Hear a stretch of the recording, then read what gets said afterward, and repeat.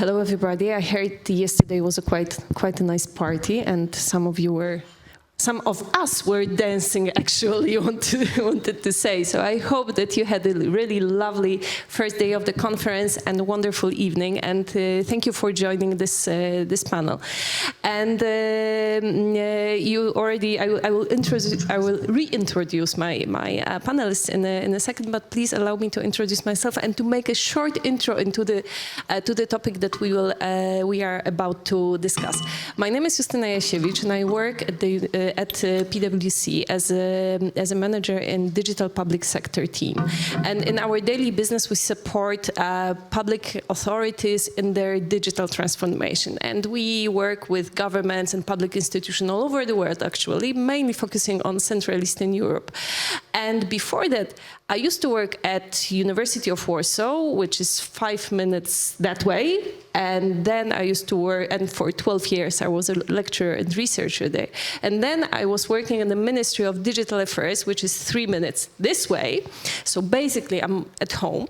And I want to start with making confession that for 14 years, I was wrong. Because I was analyzing digital technologies and digital inclusion and digital divide from the perspective of society, of Polish society, of social groups like teachers, like teenagers, like elderly people. And I was having this really distant picture. And while preparing for this panel, and it came really late, really, when it comes to my experiences, I realized how important are the things that local governments are doing, because of course we all are coming from, from Poland, from Czech Republic, from Brazil, from Ukraine, but in the end, we are citizens and inhabitants of Warsaw, of London, of Poznan, of Gdynia, and any other cities. And those nearest surroundings are shaping our challenges, are shaping our lives and daily choices. So that's why I'm super excited and super challenged also to discuss digital rights and to bring this human-centric perspective to this. I will try to do that, to bring this human-centric perspective to this panel. And I'm super happy to have wonderful panelists here with me. Olga Dzieciątkowska, City of Poznan. Eva Holzová, City of Brno, Czech Republic, and Bartosz Bartoszewicz, City of Gdynia. And since this panel is quite, not very well gender balanced, but ladies, let's allow... Pardon? Eva? Good. No, I only say perfectly balanced. Perfectly balanced. I will have first question to Bartosz, but let's start with bringing a bit more light to what we understand as digital rights, and I will allow myself to support with notes here. And the European Commission defines and underlines that all people in the EU should get the most of the digital transformation. The digital rights and principles will guide the EU in promoting an inclusive, prosperous and sustainable society. This declaration is first of the kind in the world. It will be a reference point for everyone in the EU and a guide for policymakers and companies developing digital technologies. The digital rights and principles will be reflected in EU actions, future work and engagement with global partners. The principles are shaped around 6 themes: putting people and their rights in the center of the digital transformation, supporting solidarity and inclusion, ensuring freedom of choice online, fostering participation in the digital public space, increasing safety, security, empowerment of individuals, and promoting sustainability in digital future. And OECD is a bit more concrete when it comes to defining digital rights. And OECD underlines, stresses that privacy, freedom of expansion, equal access to safe and trustworthy information, and bridging digital divide is crucial for for understanding digital rights. And I would like to start with a general question. How do you understand in your municipalities, in your local governments, those digital rights? Are those just things to be ticked, that they are covered by local actions, or are those really guidelines and principles for your actions? And like I said, maybe we'll start with Bartosz. Okay. Hi, it's a very big pleasure to be here, and thank you for this question. If you don't mind, I will add one thing about the cities, because it's about Poland. 80% of the things which are around us, these are the services organized by the cities. If we walk outside of home, there is a pavement, there's a road, traffic lights, school, anything else, 80% around is organized by the cities. That's why cities are extremely important on our daily basis. To answer this question, let me mention, I think all us in this room, we know what is AI, and the beginning of AI was in 50s last century. That was the beginning. And if we go back to the time when we've heard about AI for the first time, that's probably a Hollywood production about something that was killing us, taking control over the world. That's the first thing what we can have in mind while thinking about AI. And of course, technology is not the AI which is existing right now. It's not conscious. It can be conscious. There are some studies done which can confirm that it will be conscious in 2040, in 2070, but right now it's not conscious. It's based, and all the digital solutions, they're based on algorithms done by the human being. And I think it's like with everything, that if we have some solution, there is a group of people thinking how we can use it to support people, to find a good solutions, to implement something what is good. And there is a group of people who are thinking about how to make a profit from it, and without thinking about digital rights, about other people, and it's obvious. And about AI, if we think about AI, there's a very good example which showing this problem. This is a voice recognition done by AI, which can help us on the first phase of cancer. It can cure us.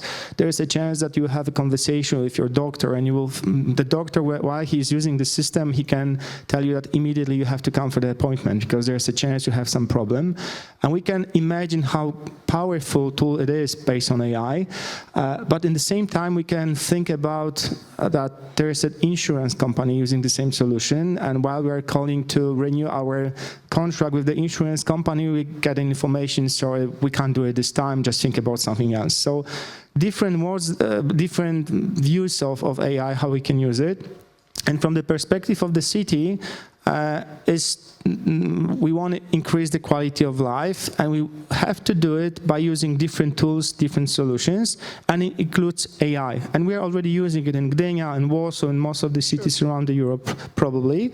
But what is really important, it has to be a transparent system. We have to tell when we use it, and we are using it, and it's really important in the European Union. And from my perspective, we have to keep in mind two things: that we have to be innovative, we have to be a creative society while living in the European Union, but we are competing in different economies around the world, with United States, with China, and if we want to compete with them, we have to take care about digital rights, but we cannot stop the creativity, and it's really, really important to find this balance between digital rights. But what is obvious from the perspective of the city, and I think from the government and from the European Union, human being is in the center, and digital rights, it's something that we have to protect and take care of, while also thinking that there are different economies that we have to compete with. Thank you. Eva, how does it look like from your perspective, from Czech Republic? Well, good morning, everybody. I already formulated my answer 10 times while you were speaking, because I want to always interact. Well, I'm from Czech Republic, concretely South Moravia region, and I'm a representative of Brno City Municipality. And as a smart city manager, I have always this more broader view of how good city should function. And it's not separated areas, because everything has to work to citizens feel good and have a good life in a concrete city. So it's something crucial, but in the same time, all other areas and strategies has to be worked on. And yes, that's for the beginning, and I pass the word to Olga. I can jump, and if you want to jump in, just let's do it. I'm glad that Bartosz touched the subject of AI being present in our city halls, Maybe it's a bit slower than in a private sector and in a business, obviously, but also it gives us more chance to prepare more for it and also to make our city workers more aware of it, how they should work with big technologies. It's not only AI, but also we talk about machine learning and so on and so on. And I had a... Cybersecurity. Oh, exactly. And I had a brief chat with few colleagues before, and they also touched a good point with biased, because you also said it with algorithms and AI being learned somehow. And we need to remember that it's not always very equal, because it's often being taught by, for example, based on scheme of white men, and then how it applies for women, which are 52% of a society. So we have that kind of stuff. But I will do step back and say also that, of course, we are super happy with digital transformation and everything. But then we have to remember about providing all of the services, not only as e-services, but also to still provide it possible for our residents so they can always talk to someone, to have a supportive human while doing everything. And maybe not every service has to be service like that, but it has to be available for like a request. So if I need it for any reason, I can have a supportive human worker, let's say. And that's very nice that you touch upon that you started, all of you, with those advanced technologies, because actually, Olga, I would like to ask you a question, because you are representing Poznan, and from the perspective of Warsaw, we were really super fans of Poznan's supercomputing and network center for years now, and even during my studies, we were, and it was really some years ago, we were looking a bit, with jealous towards Poznan, and so advanced technologies from the perspective of that time, it was wow, and it still is. And how do you see it from? And now Poznan was designated one of the 6 cities to be that quantum technology is going to be developed in. How do you see this role of the city in balancing, especially such tech city, I would say, like Poznan is? How do you see this role of balancing those services and balancing access to, on one hand, you have very advanced technologies, and on the other hand, you have still people that would need a bit of assistance with using technologies, even not that advanced. How do you see the role of cities in that area? I like the vision of us being the tech city. I have to say it's not just the city hall, right? It's, of course, we are very privileged to have, like you just say, Poznan Supercomputing Networking Center, which is our partner for over 25 years now. So they are supporting us with technological side, and we do many great projects with them. So maybe I will just start with briefly say about 2. One is the project of plain language. So we have noticed few years ago that there is such a problem, because we send this massive documents to our residents, and after, I don't know, 5 sentences, they already don't know what they are reading, right? So we started cooperation with them and also with the university in Poznan. So the professors started to go through documents. They were checking them and saying, okay, instead of 8 words here, you can just use 3, and so on and so on. So they gone through thousands of documents, and we cooperate in this free partner system. And we have right now, let's just imagine something like Google Translator, but for plain language. So city workers can use it, and they just receive a nice, accessible, easy to read text that anyone can understand. So they know what to do next. Mm-hmm. So that's just one of the examples of dealing with technology, just to support us in our everyday work. But also we, for example, design our open data platform now. So when you say about technology being accessible for everyone, so usually all of the data that we share as cities are greatly accessible for developers, but not really for example, students, or maybe students, yes, and institution, academia, yes. But then we are trying to develop in a way so it can be accessible for every resident who is not precisely common with data, with formats, with how to use it. Mm-hmm. They should be just allowed to see data and using quite easy algorithm that we will provide them to do like a easy simulation. What if, you know, so just to do it that way. But I also wanted to mention the thing with accessibility and the e-services we are doing. So we have in Poland, I think it's just the European Union thing, that we have WCAG requirements to do our e-services easy to, for example, electric readers. So our urban app, our websites, they are all going through regular audits and so on, so someone who cannot see the phone can hear it. And I will just give you a quick little anecdote that, for example, we have alternative texts. So if we are doing articles or posts on social media, we need to put alternative text for a picture, because if someone who cannot see is doing the electrical reader, they will read it. So we didn't put it on our Facebook with a picture, and then Facebook is doing it automatically based on AI. And for example, the building of the opera in Poznan, Facebook said that it was Brandenburg Gate. So just, you know, to give you the example. So, yeah. Thank you so much. And Eva, I would like to ask you, again, confession, I was so excited that Eva is going to join this panel, because in PwC we are doing analysis of worldwide, actually, initiatives on reskilling and upskilling. And one of the initiatives that we discovered is one of the most successful is Czechitas. And Eva is cooperating with Czechitas. And it was one of the, just recently, Brno hosted participants of this initiative that is designated to invite and prepare women to participate actively in ICT area of economy. And therefore, I would like to ask you, because you also touched on the women here issue, how do you see the role of local governments, of municipalities, of cities in supporting this gender balance in ICT and providing equal access to careers in ICT business? Thank you.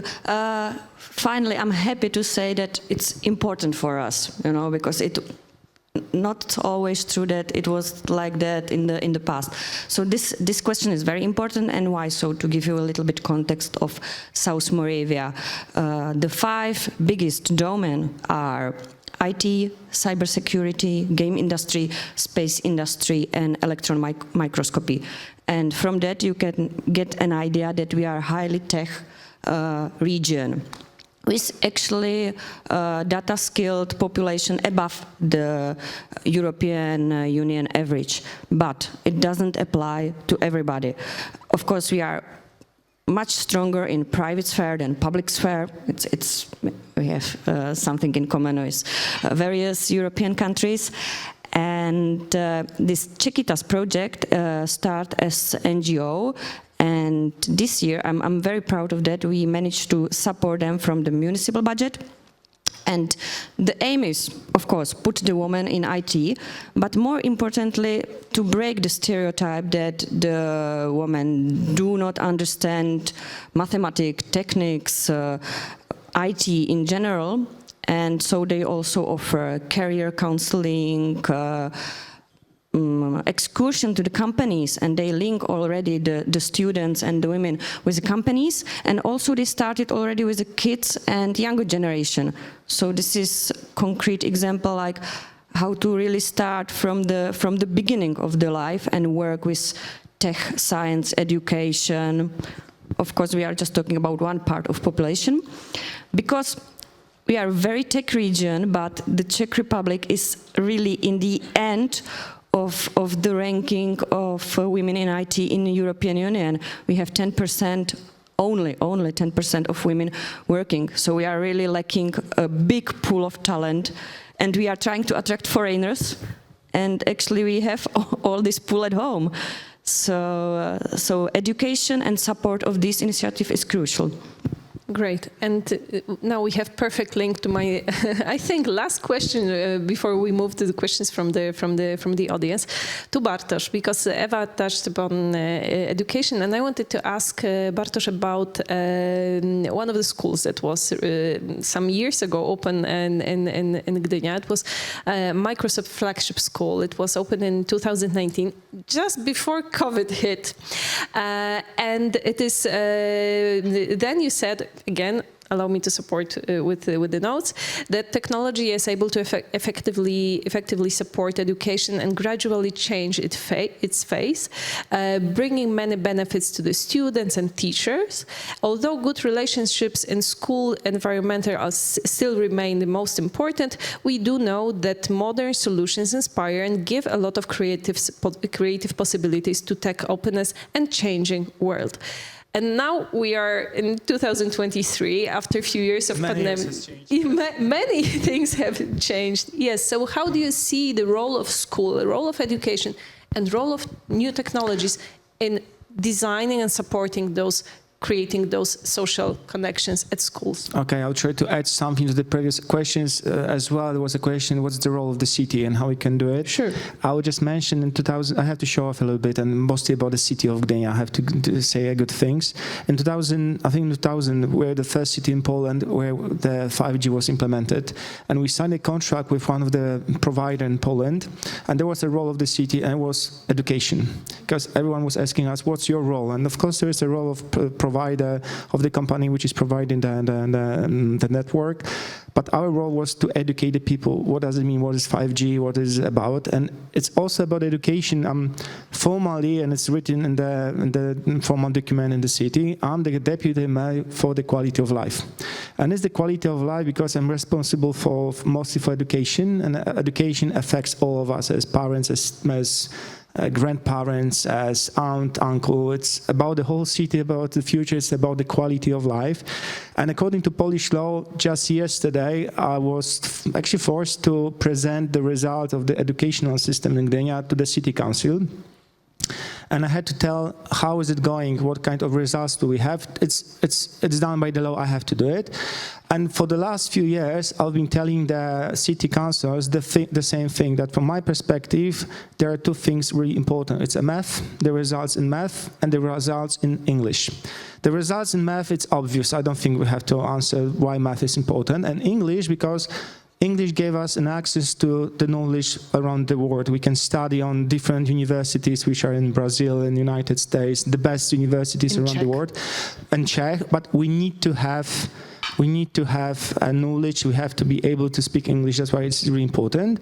And what is great is that we have the best results in Poland right now, according to the exam, which is after high school in English, which is really, really important. So I think education is extremely important, but on the same moment, we have to keep in mind the results of study, which is the longest study which is taken around the world, is more than 85 years long. I don't know if you heard about it. It's about the quality of life, what makes us happy. I don't know if you heard about this study. It's done by, for the last 85 years, they've been asking on Harvard University, actually, the same people, what makes you happy? And it's every year same question, what makes you happy? And it depends on the time of your life. It can be having a good car, having a lot of money, but in the end, they can sum up, there are three things extremely important. First of all, this is amount of relations, and this relations is not on Facebook, it's not on social media, it's the face-to-face, because the secondly is the quality of the relations. So it's not that you're gonna have remote friends around the world, you have to meet with people.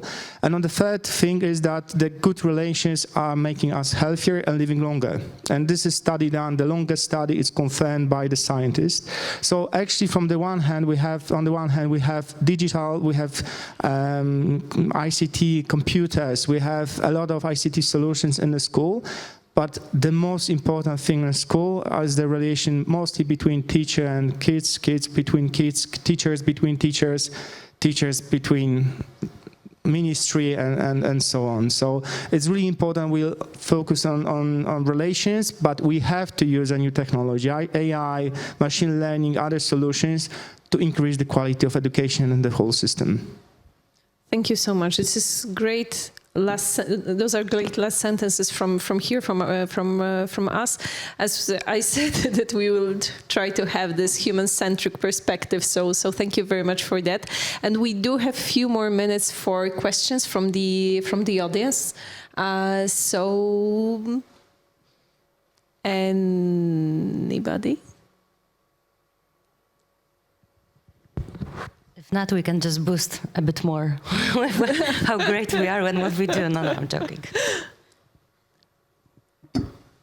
I have one remark. Like I'm really happy that we like came back to a human-centered solution. That the digitalization is only tool to achieve this quality of life, because it finally is what it counts. And there is like one point, and it's building a trust, because we are here in a bubble actually, because like highly educated people, like I guess everybody has degree here, everybody speak at least one foreign language. All of you can travel around Europe or even from another continents. So this is like, well, I'm guessing here like 10, maybe 20% of the world population who live like that. But the line of Gauss, you know, says that like there is like 10% bad, 10 very good, and then 80 is the average, you know. And there's also about building the trust in those all lines, and not just we in our bubble, you know. That is super correct, and I would say that it's just about hearing the voice of people who we don't usually hear. That's why it's extremely important to have the very active ecosystem in our cities. So we have, for example, greatly working a center of seniors initiatives, which are supporting seniors who are very like eager to learn and to know how to use computer. Maybe they don't even have it at home, but they can come to the place where there are computers available for them, and they are volunteers who are students from high school in Poznan who supports them with that. And there was recently the guideline for them how to use it safely, so they are also being learned about the cybersecurity attacks and so on and so on. So that's a great. I will add something controversial, if you don't mind. I think thinking about the new technology, from our perspective, it's obvious that human being is the center. It's a human-oriented cities we have, and it's in European Union digital rights. But what's really important, new technology, including AI, is extremely powerful tool. And there are a lot of places around the world where it's not so obvious that human is in the center. So thinking about our safety, about our future, we have to keep it in mind. That there are some places where people might have to use the technology, I don't want to say against us, but just, and I don't want to say to the profits, but not in the way that we would love them to use it. So we just have to keep it in mind, stay on the track, and also remembering about it. And keep those rights in our hearts as some kind of guidelines for our actions. We are running out of time, so thank you very much for this wonderful discussion. And actually, it was just second part of the discussion that we started over coffee in the morning today. So thank you so much. I'm wishing you a wonderful second day of the conference, and we are here for any questions and a bit more face-to-face talks. Thank you so much. Thank you very much.